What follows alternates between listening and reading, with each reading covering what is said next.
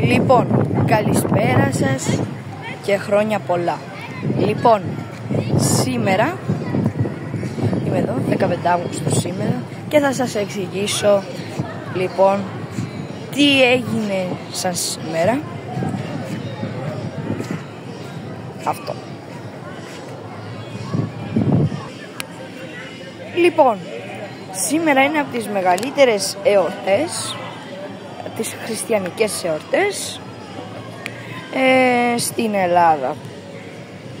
Δηλαδή σαν σήμερα έγινε η κοίμηση της Θεοτόκου.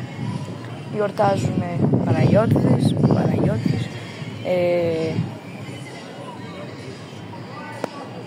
τώρα δεν θυμάμαι κάποιος άλλος, Δέσποινα σίγουρα, της Δεσποίνης Ημών Θεοτόκου και η Παρθένου Μαρίας. Και λοιπόν η Μαρία γιορτάζει 25 Μαρτίου, οπότε 15 Αύγουστο έχουμε την κοίμηση της Θεοτόκου. Πάμε να πούμε τώρα τι έγινε. Σαν σήμερα λοιπόν αφού η Παναγία έμαθε για το θάνατο του ιού της, είχε αρρωστήσει. Ωραία. Και της είπε ένας άγγελος, ότι σε λίγο θα κοιμηθείς. Οπότε πήγε στο κήπο της Γεστημανής να προσευχηθεί. Επίσης θα είπε αυτά τα νέα στους μαθητάς του Χριστού. Και κάποιοι και το είχαν μάθει αυτοί. Λοιπόν, επίσης μετά την ημέρα που ετοιμαζόταν, ήταν έτοιμη, τότε δηλαδή που ήταν έτοιμη, όταν ήρθε η ώρα,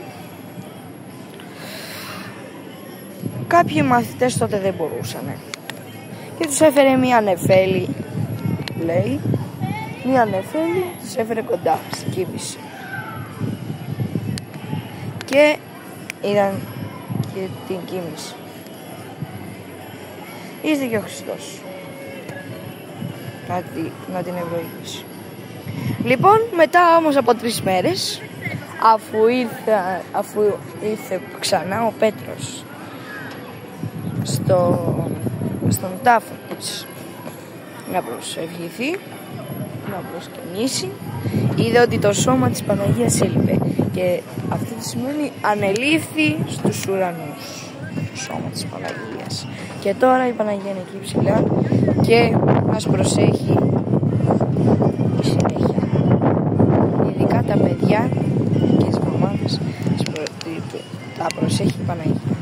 Ένας ύμνος που είναι σήμερα είναι «Αγνή Παρθένε Δέσποινα, αχράντε Θεοτό και χαίρε νυμφία νυμφεύτε».